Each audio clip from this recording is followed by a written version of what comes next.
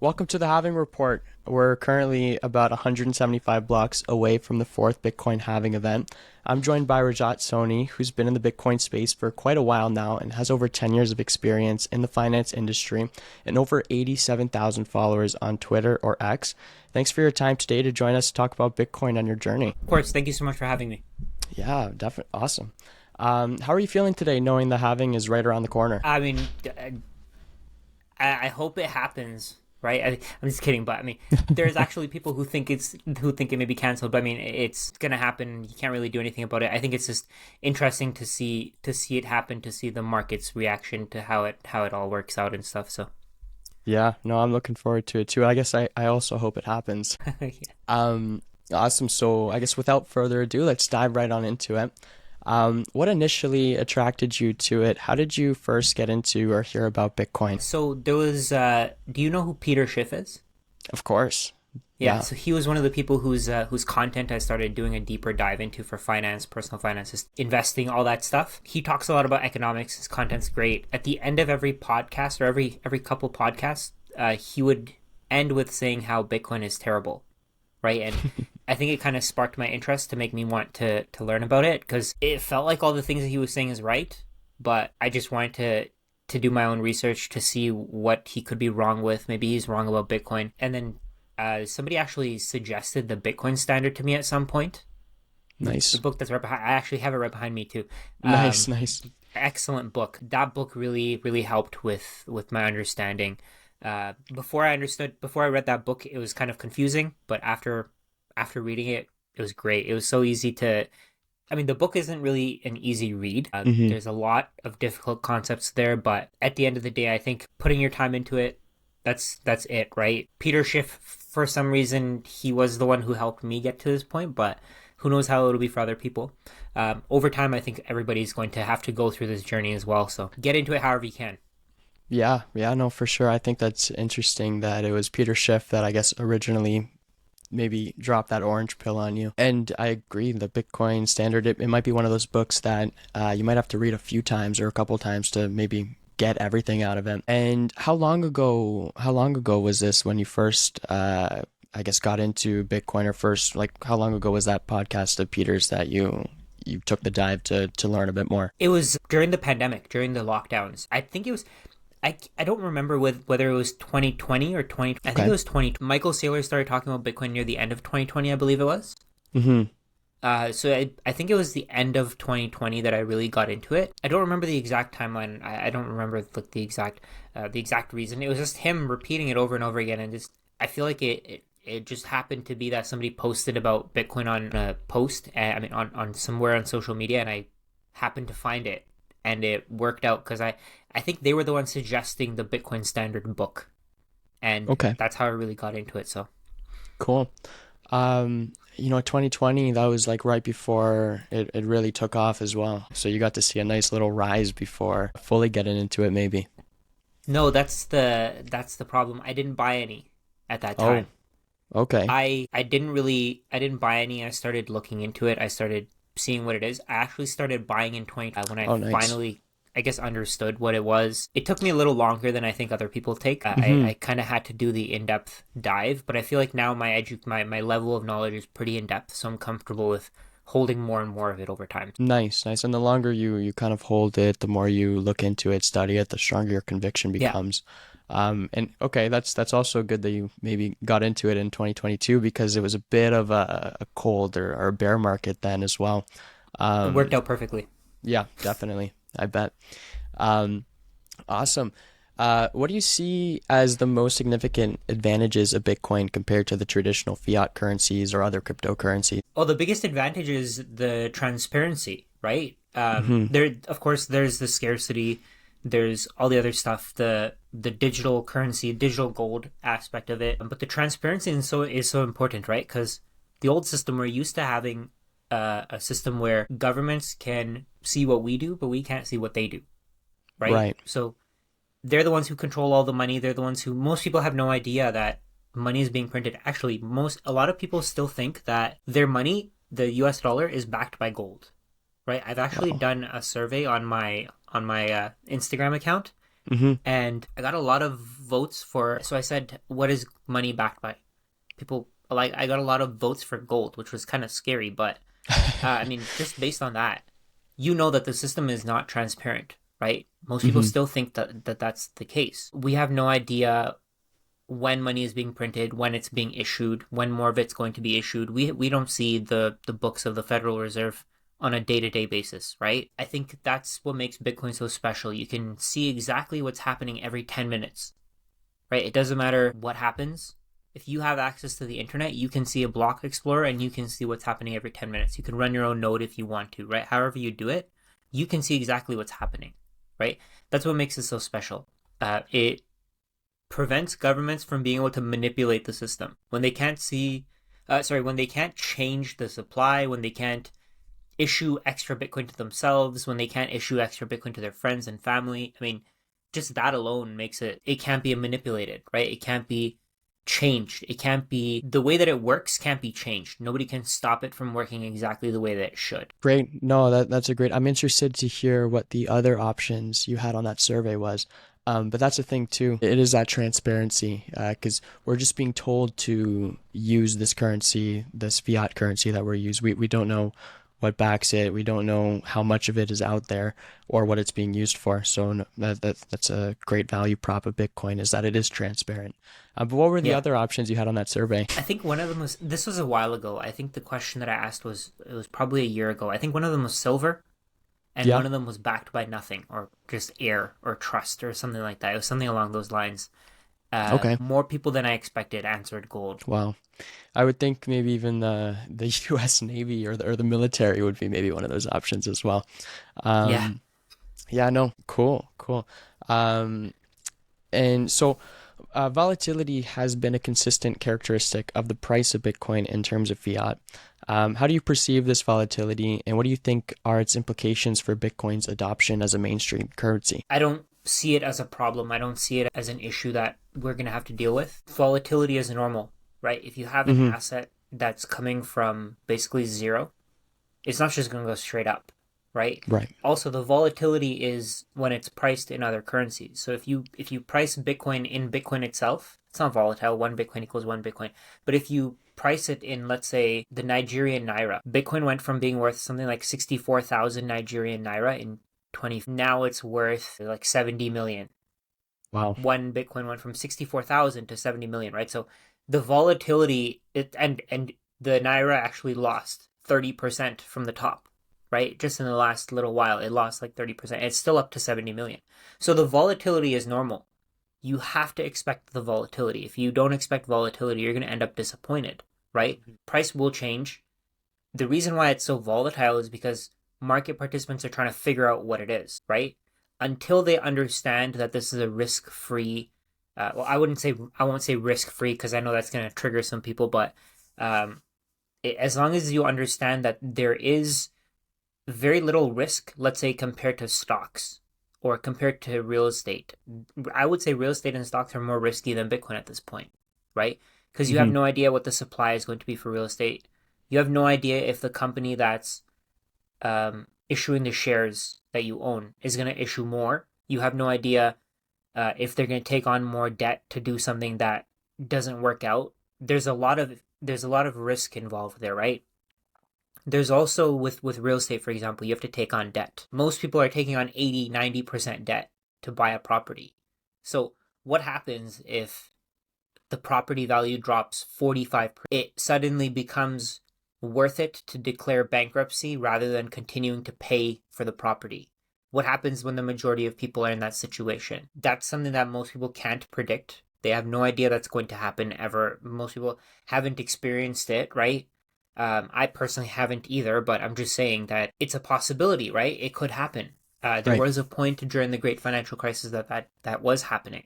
People were defaulting because they couldn't pay the loans, and it wasn't worth it for them to keep paying, right? Because the house value had dropped past well below what they had paid for it or what it was worth, what their debt on it was worth. So to them, getting rid of the property was worth it. But those risks don't apply to something like Bitcoin, for example, right? The With Bitcoin, you buy the asset. If you take on leverage, that's fine. The people who just hold aren't at the risk of being liquidated unless they take on debt against their Bitcoin. Right? I mean, if they're just holding, they have basically no risk. If you just buy it, put it into cold storage and leave it there for 4 or 5, 6 years, the value will go up over time, right? There's no way around that. So the volatility, there's always going to be volatility, right? I mean, if we could buy and sell houses the way that we sell Bitcoin, housing prices would probably be even more volatile, right? Because prices are so much bigger. So we'd see $100,000, $200,000 candles every single day, right? But you can't do that with real estate, so the volatility isn't there. It takes a way longer time to process a transaction for a house, so that they're not going to be that volatile. Stocks are a little bit different as well. Most stocks are just held. They are kept in a brokerage account, and they're probably not going to be sold for a very long time because of tax consequences, right? With Bitcoin, there's non-KYC Bitcoin out there. You can sell it without having any issues. You can put it on an exchange, sell it, and you don't have to pay taxes. However it works. I don't know exactly how it would work, but there are non-KYC exchanges as well, right? So when you look at it from that perspective, you know that Bitcoin is the easiest thing to get rid of if somebody needs to sell in order to pay for, let's say, an emergency, if they need cash. Bitcoin's the easiest thing to sell. So of course it's going to drop when people need cash. It's also going to be the first thing people sell when an emergency comes up or some kind of event happens that scares the market, right? So all these things factor in. Once you understand all of this, once you understand that Bitcoin's price is always going to be volatile, but it'll be going up over the long term, the trend will be upward. That's all you really need to know, right? After you understand that, the volatility doesn't matter. You said it best, and you said a lot of really good things there, actually. But that's the thing. One Bitcoin equals one Bitcoin. Price in fiat, there's so many different fiat currencies you could choose from. And you know what? Even the Lebanese pound, I know, went from back in the day in 2019, I could buy 1,000 Lebanese pounds for $1 Canadian, whereas today you can buy 100,000 Lebanese pounds for that same dollar. So the inflation in Lebanon, the inflation in so many different countries are just going through the roof right now. And that also, I guess, makes it seem why Bitcoin is volatile. But again, at the end of the day, it's just getting scarcer and scarcer. I noticed you compare, and I think this is great that you do this. I noticed you compare the fiat housing market and prices to, or the fiat housing market prices to Bitcoin often. And I think it's really important and a good way to see how and why Bitcoin is a store of value. Could you explain to me a bit your stance on that and why you think it's important to compare the two when explaining Bitcoin to someone? Yeah, of course. So the way that real estate is priced right now, we look at it from the perspective of a system that can print as much money as it needs to pump up prices, right? So we can, so if you think about it, if prices drop too much, if real estate prices drop too much, the Federal Reserve can just decrease interest rates, or it can lend money to the US government. The US government can subsidize purchases. It can do whatever it wants, right? So over time, we know that on a system like the US, like with the US dollar, for example, the price of houses will continue to go up forever because there's no limit to how many how many dollars can be printed, right? The only difference is that with Bitcoin, there's no more after the 21 million are issued. There's no more, right? There's never going to be any more. But at the same time, houses can still be created. You can still build more houses. The only reason why housing prices go up in US dollars is because they're harder to build than US dollars are to create, right? At a point, housing will become easier and easier to build, right? No matter what happens, Bitcoin will always be more difficult to create than housing. It'll always be more difficult to create than US dollars. So the reason why I compare the two is because housing is a basic need, right? So with something like housing, because it's a basic need, because everybody needs it, entrepreneurs will be incentivized on a Bitcoin standard to find ways to build houses for cheaper, right? And I've spoken to entrepreneurs who are in this industry, people who are trying to do this. It's going to happen over time, right? There's no way around it. People will, let's say, for example, you have, so right now, housing prices keep going up. Why do they keep going up? They keep going up because more and more money can be printed. And a lot of the people who are buying houses, there was a stat that said in Toronto, 57% of houses or condos are owned, or properties in general, I think it was houses and condos, 57% are owned by investors, right? 57%. So when you think about it, if these people realize that Bitcoin is a much better asset, if they realize that with Bitcoin, you don't need to collect rent, you don't need to go through paying property taxes, you don't need to go through moving, you don't need to deal with tenants, you don't need to deal with any of that, right? Why wouldn't these people move from real estate to Bitcoin? I mean, it's not about cash flow. If you can get a much better return from owning Bitcoin, why wouldn't you do that? You'd be kind of stupid not to, right? Why would you prefer 2, 3, 4% cash flows over 70, 80% returns each year from Bitcoin, right? So over time, Bitcoin's price will continue to go up. It's designed to continue to go up because it becomes more difficult to create more of over time, right? US dollars become more easy to create over time. They become much easier to create over time, right? Less difficult. Houses are the same situation as US dollars. So houses over time will become more easy to create. They'll become a lot easier to create. There'll be 3D printed houses. There'll be just prefabricated houses, all these ones where you just they build the walls in a warehouse. You have the land, they drop it off, they set it up for you. It'll take a couple days for them to set it up. Over time, this will become more and more common, right? If that becomes more common and you are stuck with, let's say, 15 rental properties, nobody wants to rent your property because you keep your price where it's profitable for you to keep renting out that property, right? So the price may be too high for the market. Nobody's renting from you. You lose out. You potentially go bankrupt, right? Because your property value has dropped so much, the cash flow that you're receiving has dropped so much. It's just it's a self-fulfilling prophecy, right? So when people realize that Bitcoin is a scarce asset, they assume that it'll keep going up in price. Then more people realize that it's going to go up in price. After it goes up in price, it'll keep going up, right? It'll keep going up because more and more people will want to own it. There's no limit to how much. I've personally never met someone who wants to own less Bitcoin, right? Never. That's never happened. I have met people who say, oh, I'm too overexposed to real estate. I've never heard someone say, oh, I have 100% of my portfolio in Bitcoin. I need to cut it down to 90%. That's not going to happen. The numbers can only go up, right? The allocations can only go up. Most people have a zero allocation. They're going to go from 0 to 0.1, or they're going to go to from 0 to 0.2. They may stay at 0, and that's their loss. But over time, we're going to see Bitcoin allocations go up. People already own 20, 30, 50, 1,000 rental properties.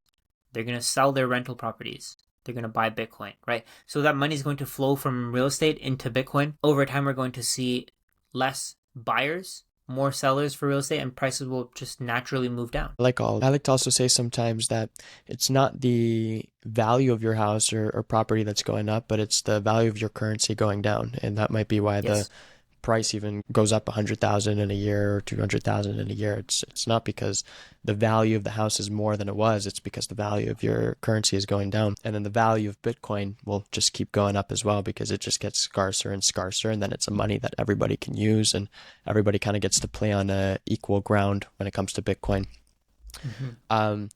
Regulation and legal status vary widely across different countries regarding Bitcoin. How do you think regulatory developments might impact the future of Bitcoin adoption and its role in the global economy? I think one of the main things that will happen is the countries who are friendly to Bitcoiners are probably going to be the ones who get a lot more wealthy, right? Because what they're going to do is they're going to attract. So let's say yesterday the Canadian, or not yesterday, maybe the day before, the Canadian federal budget was released, and they had a new proposal where they want to tax entrepreneurs and small and businesses in general, corporations. They want to tax more. They want to tax them more. They want to take money from them. They want to take more money. Why would somebody start a new business within Canada if they're going to have to pay even more in taxes, right? So to them, when the Canadian government thinks, okay, we're going to tax people, we're going to get more money, they're being counterproductive, right? Because what they're doing is they're chasing wealth out of their country. So what Bitcoin is going to do is, let's say there are countries that are friendly to Bitcoin. Let's say El Salvador, for example. El Salvador is very friendly to Bitcoin, right? They want Bitcoiners to come in. And I've noticed that most Bitcoiners are pretty hard workers, right? They're willing to do a lot of things that maybe they don't have to. Maybe they're willing to go above and beyond. I've noticed that as a trend, right? So what's going to happen is if governments ban Bitcoin, these people who own Bitcoin, they're going to leave, right? They're going to move to other countries. Or they're going to, I don't know how they would do this, but maybe they can send Bitcoin to people in other countries. They can send it to their family members, or they can have a wallet, or they can have it set up somehow. I don't know how it would work, but they could have it. They could have their wallet set up in another country. I mean, what would the government do? Because they can't stop them from using it, right? There's no way to stop somebody from using Bitcoin. There's no way to stop somebody from memorizing 12 words, right? The only thing that they can really do is they can prevent themselves from accumulating. They can't prevent somebody else, right? Because you can use non-KYC exchanges. You can use something like the Trezor Suite or whatever non-KYC exchange you want to use. There's a lot of them out there. You don't have to do everything in the whatever. You don't have to do everything that your government can see, right? You don't need to go with a KYC exchange. You don't need to buy Bitcoin from like Coinbase, for example. You can buy it off the grid. You can buy it peer to peer. That's the difference, right? That's, I think, what governments are scared of, but I think they should be welcoming to it, right? Because that also means that this wealth can leave your country without you giving permission. So that could be a problem for them. Yeah, no, definitely. You can either embrace it or watch it walk away. Definitely. And so the concept of decentralization is central to Bitcoin's philosophy. And with your background, how important do you believe decentralization is for the future of finance? And what challenges do you foresee in maintaining it? I think one of the problems with decentralization is making changes, right? Because you have to have consensus from everybody, well, not everybody, more than 50% of people who run Bitcoin. So if you want to change something, I'm not exactly sure how the consensus rules work, but I know that you have to have the majority of people on one side or the other, right? For something to happen.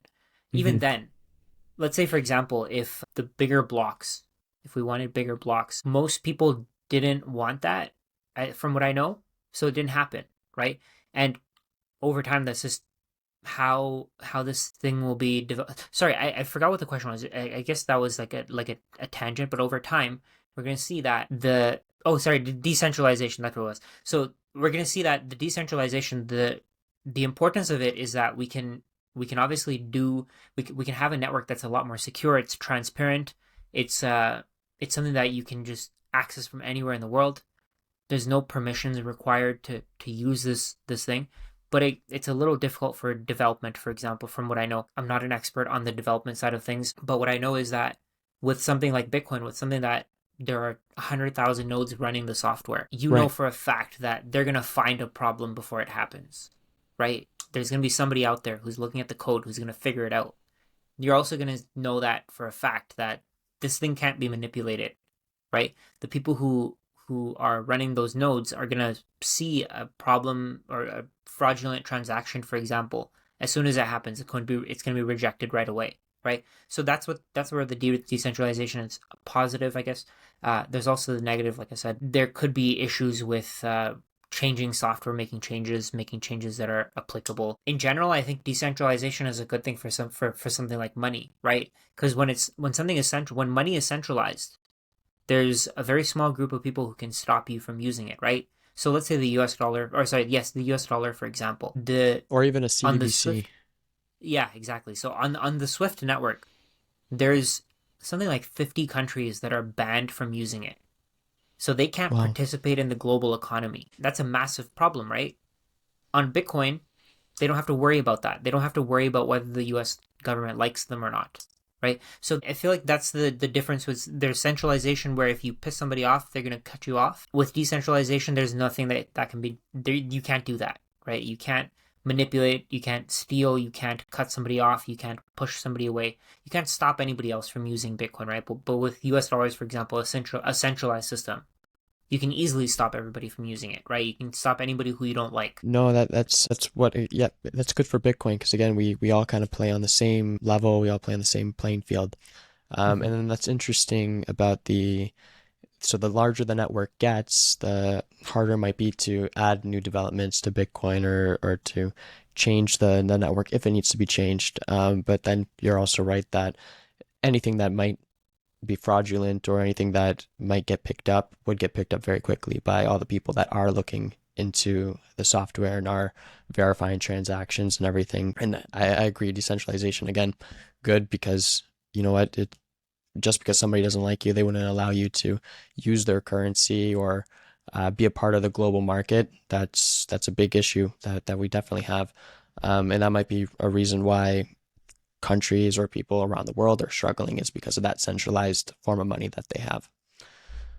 Where do you, so you first looked into the Bitcoin standard because of a podcast from Peter Schiff, and I'm sure you've gained a lot of different sources over the past couple of years. How do you get most of your information now? And what are some of your favorite resources for learning about Bitcoin? There's a couple of podcasts on YouTube that are great. For example, the Matthew Cratter's Bitcoin University. Okay. Sounds awesome. There's What Bitcoin Did with Peter McCormack. There's a really good one with the writer of the Bitcoin Standard podcast. Yep. Amazing. He goes in depth with a lot of different topics. I think that's my main source of knowledge for just Bitcoin in general. That's a good source of it. I try to read online just articles if I can, see from different people who have different opinions. Like, let's say, for example, there are developers on Twitter who are regularly posting, right? Seeing their content helps. There's people who have different types of experience on Twitter. There's people who have different types of experience on Instagram, for example. I think seeing their content definitely helps. There's always going to be, let's say, for example, if you don't understand a certain topic, there's always going to be blind spots, right? You're not going to know that those are problems. I think those people with their experience are making it a lot easier for people to understand what they don't understand. Like, so for example, there's a lot of things that I don't understand about mining, right? I understand the basics, but I know for how the hashing and all that stuff works, but I don't run a miner. So there's definitely things that I don't understand. But then I think doing it, there's a lot of knowledge that's gained from that. So let's say you send or receive a Bitcoin transaction, that's huge. Doing the actual things is definitely helpful for your education. Sure. I think one of the things that I really like doing is, I know that Wikipedia may not be the best source for information, but I like looking at what they have there, what's available, and then trying to do a deeper dive, right? Because Wikipedia is pretty well put together. It's updated regularly. You can do a deeper dive on almost everything that's on there. Right. There's links, there's resources. So I think that's a great place to start. So let's say if you wanted to search for something like the Great Depression, if you just go on Wikipedia, search for it, you can find a great link, read through everything, find all the links at the bottom, all the resources. You can do a pretty deep dive when you go on Wikipedia. Of course, all the information may not be correct, and that's fine, right?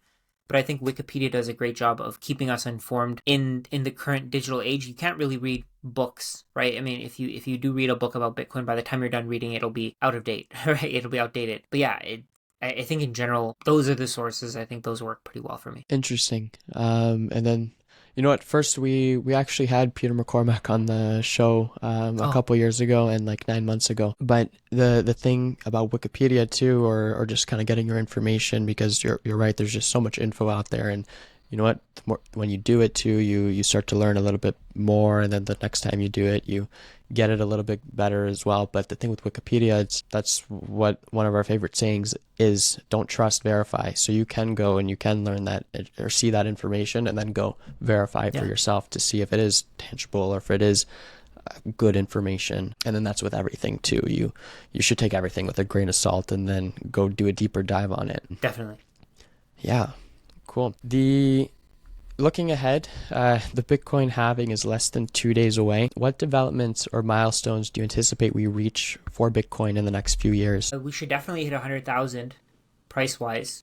I think Okay. I think that'll definitely happen. Eventually, I think we'll have a lot more wallets with one Bitcoin, maybe. I think we've peaked on that. I think we may have peaked. I think we'll have a lot more distribution of Bitcoin from whales to just regular everyday people, because people are going to want to buy, right? Most people will probably buy at the very top of the next cycle, Right. and a lot of them will just hold through the next bear market, and then they'll continue to buy and they'll accumulate. Over time, I can see that a lot more people are going to want to own Bitcoin. They're going to want to get rid of their other assets. I think over the next few years, we should definitely see housing prices drop below one Bitcoin, right? I think that would be Wow. huge, right? So if you could buy a house with one Bitcoin, that'd be great, right? That would be a massive accomplishment, because at one point you couldn't even buy a dollar bill with a Bitcoin, right? Right. And there's even a couple big guys that are into real estate. I don't know if Gary so much, but you know Grant Cardone. I'm sure you know him. Yeah, yeah. Gary He Cardone too. started to Yeah, perfect. They've started to really get on Bitcoin actually this past year, and I saw Grant post maybe like a week ago that he's selling a property for Bitcoin Mm. or cash, but they are starting to see the value of Bitcoin, and I think the more people, you're right, more people are going to start using the network, more people are going to start buying Bitcoin, and especially when the number goes up, people are like, whoa, what am I missing out on? And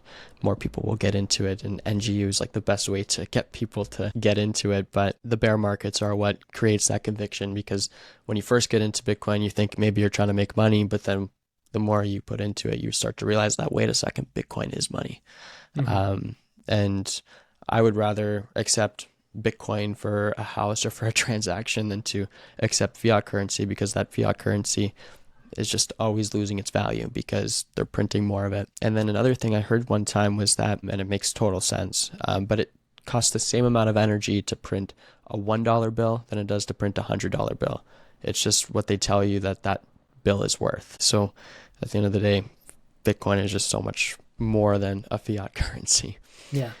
Um, uh, what are some of, so again, the halving is coming up in a day or two. By the time this comes out, will maybe be a couple days after the halving. What is your price prediction then? I know you said it will definitely see 100K, but what is your price prediction if you have one, maybe a week after the halving, and then maybe a year from now? I think a week after the halving is pretty much impossible to predict. I don't know. I would say, I mean, the chances are it'll be higher, right? But there could also be bankruptcies from miners who can't afford to keep running their operations. They might be selling, they might be dumping tons of Bitcoin. So that could be something that brings the price down. Bitcoin has, well, last year, Bitcoin only dropped to like 0.2% after the halving or something like that. So it really didn't drop. Chances are it'll be higher than where it is today. I'd be happy to see 70K or more, right? But I mean, at the end of the day, if you think about it, if the price goes down, it just means more people can accumulate, right? I'm happy with that. If it means that, let's say, my friends and family or people who follow me can finally start feeling like, okay, I can start buying now. If Bitcoin drops to 50K, I can accumulate more, right? You can accumulate more. We can all accumulate more. Why not? But I would expect it to just go up, right? I honestly don't know. I think that guessing is a very difficult game with something like this. For Um, sure. I'd be surprised if I wouldn't be surprised if Bitcoin went to 50K, and I wouldn't be surprised if it went to 100, right? Hmm. Either way, it's like, okay, yeah, who knew this was going to happen? Nobody knew. Nobody could tell you.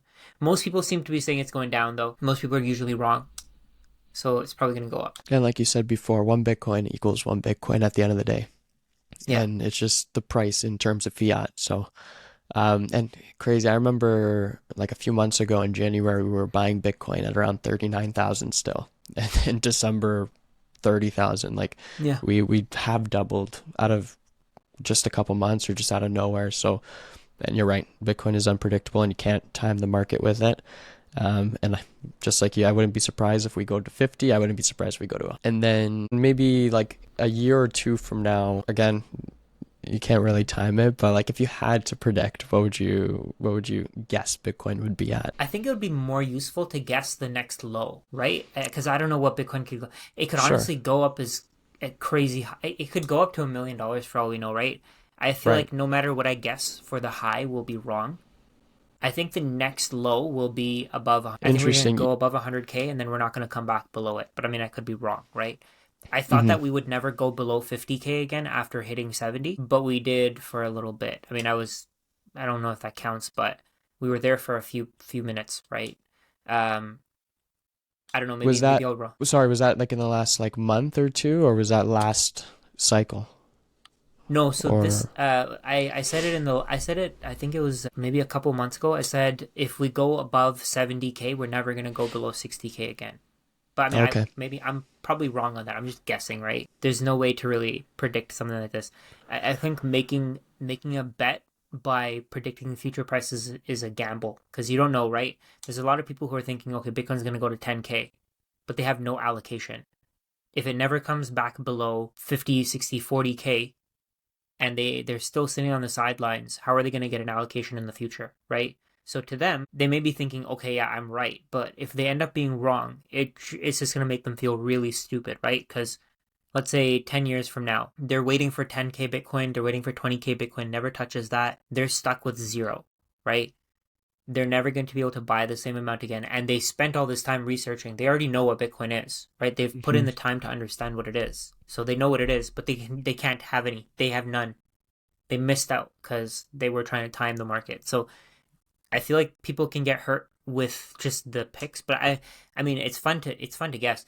I would say Bitcoin would go at least up to 200K, if not higher. I Okay. think it should go higher though. I wouldn't be surprised to see 300, 400, 500K either, right? But at the low, again, I don't think we're going to go below 100K after we get past 100K just securely. We're not. I don't think we're going to go below it again. But I mean, I could be wrong, right? We could come back down to 50K next cycle. So That reminded me of something I heard, and it was someone, maybe it was on a Twitter space or something, but it was, don't pay as much attention to the peaks. Pay attention to where we hold support, where we mm, build a little bit, because that's where people are getting into it again, and people's averages are maybe around that price. And right now, it's interesting because the top last time around was around 69,000 or 70,000, and now we're kind of hovering around that. It's not just going up and then dropping right back down. It's now we're hovering around that 60,000, like we were hovering around the 30,000, like we were hovering around the 20,000 for a little bit.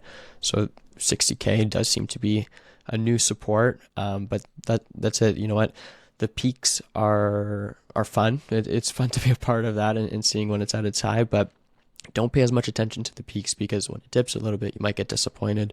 But it's really where we're building that support, where we're trading sideways for a bit. Now, security is a significant concern in the Bitcoin and cryptocurrency space. How would you assess the security measures surrounding Bitcoin now?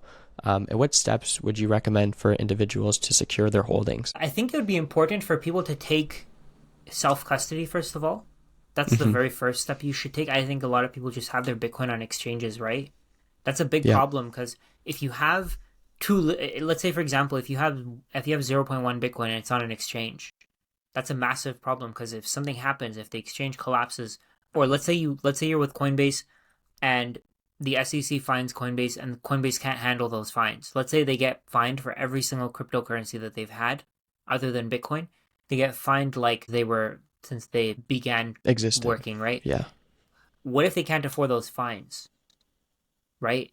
If they can't pay them, then your money will be used to bail them out, right? Your money will be used to pay for their debts. You don't want to be in that situation, right? I think that's a very difficult situation to be in. So the first thing you want to do is put your Bitcoin in self custody or go with something like collaborative custody. There's a lot of companies out there. There's one company called the Bitcoin Advisor that I worked with. They do a great job with it. Okay. They know what they're doing. But you can even so collaborative custody is like on one end, you basically have corporate institutions holding your keys. You can also do self storage for multi-sig, right? You can go through something like a web provider like Unchained Capital. You can create something like so. How I like to describe multi-sig is it's like a bank safety deposit box where you need a key and they need a key to get in. If they don't have your key, they can't get in. If you don't have their key, you can't get in, right? So with multi-sig, somebody basically created something like that with Bitcoin, where if you if you set up multi-sig and let's say you have two keys, you have 2 out of 3 authentication, where you need 2 keys to move your Bitcoin. If somebody takes one of your keys, they can't actually move your Bitcoin because they only have 1 out of 2 that are required, right? They would Right. need 2 keys. So if they take one, you're fine. Let's say you have it in different locations, your house burns down, you're fine. Your Bitcoin doesn't just disappear, right? There's a security. There's also a trade-off, right? You need to do a little bit more work. You need to make sure that you keep your keys secure. If you lose both keys, you still lose your Bitcoin. It's not like you don't lose your Bitcoin, right? So there's still trade-offs. There's still things that you need to pay attention to and make sure that there are no issues with this. But I think in general, getting your Bitcoin off exchanges is the first key, right? That's the most important thing. And that's the steps you have to take when you decide you want to be your own bank with Bitcoin. You have to put the time in to learn how to do these things and secure your Yeah. own money. Awesome. And multi-sig, definitely good case for it. There's even the one where I heard it before too, but it was like if somebody's gonna rob you for your Bitcoin, you can give them the one key and then they walk away maybe, and then on your end, you know that you have the other keys, or you have a copy of that key and they actually can't get in because they don't have the proper keys or the combination to get into your bank or to get into your Bitcoin. But the good thing is that with multisig, you can actually put your keys in different jurisdictions. So they literally can't, even if they know that you have multisig, they can't get to your coins, right? Because let's say, for example, you have one key in Canada, then you have one key somewhere in Europe, then you have one key somewhere in Asia. They need to get to all three. They need to get to 2 out of 3 keys to move your Bitcoin, right? So if you have that done, it's just a waste of time for them. So Right, right. Um, I know that you're working on a lot. I noticed that you've released an ebook and a newsletter. Could you tell me a little bit about the different projects that you're working on to help spread the adoption of Bitcoin yeah, or to help absolutely. So others as well? oh, Cool. for sure. So I wrote an ebook. Proud of it. It's longer than I expected it to be. I thought it would be a lot shorter, but I tried to explain some topics in depth. The ebook is free. Anybody can sign up for it. Anybody can read it. I have a newsletter as well. The newsletter goes out once or twice a week, sometimes once every 2 weeks. But I'm trying to help as many people as I can, right? I also have a community where I charge $40 a month. People can ask any questions they want. I'll create videos. I'll answer their questions in a video. I think the different people have different ways of learning, right? Some people like just reading online. Some people like watching YouTube videos. Some people like reading books.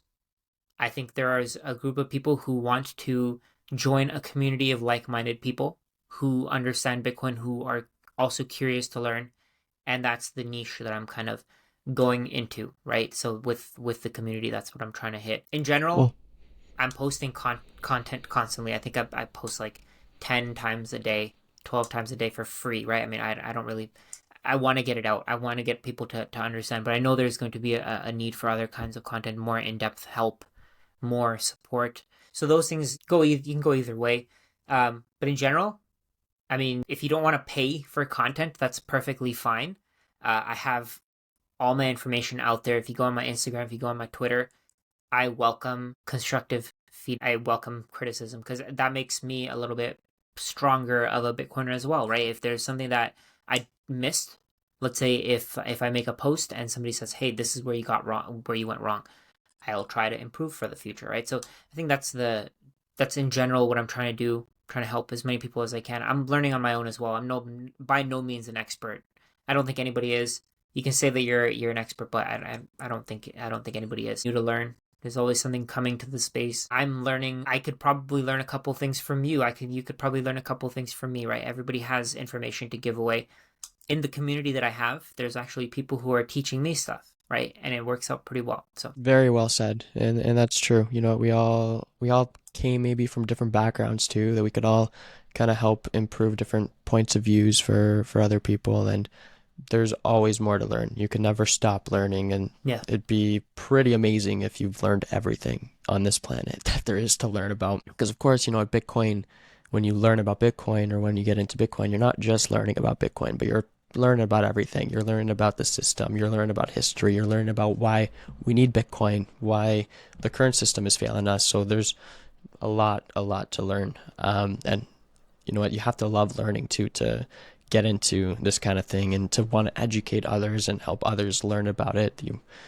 It's quite surreal. The community full of Bitcoiners is pretty awesome because everybody wants to help too. There are some maybe trolls sometimes that will say different things, or maybe a bit short with you, but most people do want to help. Most people do want to see a better world, and what better way to do that is than to get everybody to start questioning things, to get everybody on the same mindset. Because when people are thinking the same, people have similar mindsets, I guess that's the way to maybe finally get some change in this world. And it's pretty hard to get change. So it's good that we keep evolving our minds to be able to question things. You have a huge presence on X. You also have your Instagram. Are you on any other platforms? Is there anywhere else that we could find some of your stuff? And then, of course, the link tree or the newsletter and those programs that you're also offering. yeah. The link tree has everything on there. If you just go to the link in my bio, it has everything. There's Twitter. There's Facebook, I post a little bit on LinkedIn. Nothing really special though, but I'm on all these platforms. I would say just get the ebook. It's free. You don't even have to Mm-hmm. pay for it. It's free. Just read it, make up your own mind, right? Most people don't want to do that. I actually asked somebody today. They were commenting about some negative things, Bitcoin's a scam or this or that. And I said to them today, um, I'll send you my free ebook. You can learn whatever you want. All this stuff is on here. Just read it, make up your mind after. And they didn't even respond to me. I guess some people just have a closed mind, right? Right. I think the LinkedIn is an interesting platform to be on too, because LinkedIn has a lot of business owners or a lot of business professionals on there. And you know what, that might be a good niche to kind of get into as well, to get that next wave of Bitcoin adoption through businesses, to get more businesses to accept Bitcoin. So good that you're growing that as well. Yeah, Um, absolutely. I'll definitely get that or have a read on that ebook. And having it free, I think that's a good resource to, even if you're talking to people in real life, you're talking to friends, you're talking to family, and they can see that you're passionate about Bitcoin and they want to ask questions. You can always guide them to that ebook now as well. So that's good. Yeah, for sure. Awesome, awesome. Are you doing anything special for the halving in the next day or two? No, Going to nothing. any events? Nothing. Honestly, it's just a regular day for me. I'm just going to be creating Okay, more content. good, good. Yeah. And you know what? Yourself? I've seen a. Sorry, go ahead. I'll say, I just said yourself. Oh, yeah, actually tonight there's a Bitcoin having event meeting happening in Niagara Falls. Oh, So I'm going to go to that later. oh, nice. I think it's sponsored by Bull Bitcoin, and it's so they have conferences kind of everywhere across Ontario, and just kind of everywhere. And we're going to have a live stream so we can all kind of see each other at all these different events. Oh, So it's going to awesome. be pretty cool. That's really cool, yeah.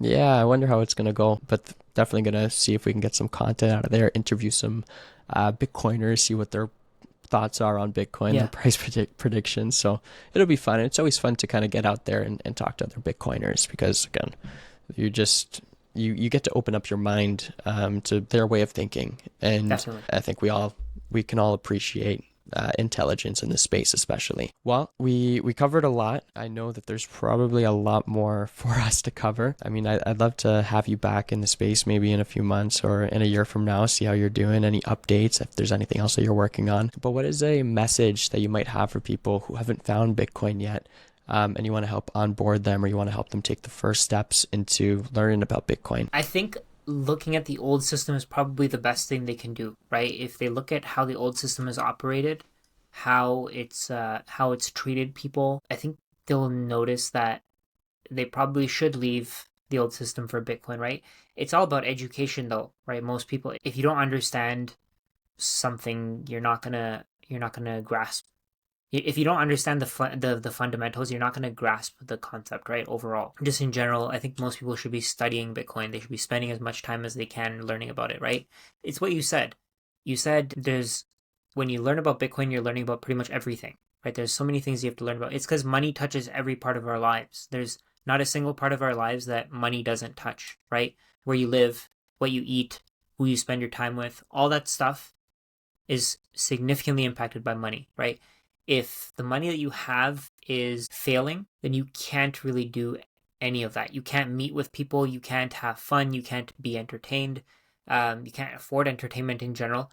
You can't afford to spend time with your family because you're working, right? So in general, I think studying the old system, if you don't understand Bitcoin, if you don't realize where this is going, study the old system and figure out where it's going. I think it's pretty easy to see that the old system is in trouble and it's probably not going to survive much longer. And that's kind of scary to say, but it's the truth, right? You can't change the system when it's already on its way down, right? And Bitcoin, I think, is the way out. So I think more people need to get on that. Definitely. Our host, Brad, he says a famous line that I like, and it's all roads lead to Bitcoin. Just like the old saying, all roads lead to Rome, but all Yeah, roads lead to Bitcoin. You can pretty much connect Bitcoin to any problem or anything. Anything. You can talk about history, you can talk about where money is right now, where it's going, where it was. Um, yeah, you could talk about politics, just everything can kind of lead back to Bitcoin. Well, I think that's a good note to maybe end on. Rajat, it's been a pleasure learning a bit about you and your journey into Bitcoin. And thank you for your time today. It was nice to meet you. Thank you so much for having me. I appreciate it. I enjoyed this call. Awesome. Likewise. And thank you. Have a great day. Of course, you as well.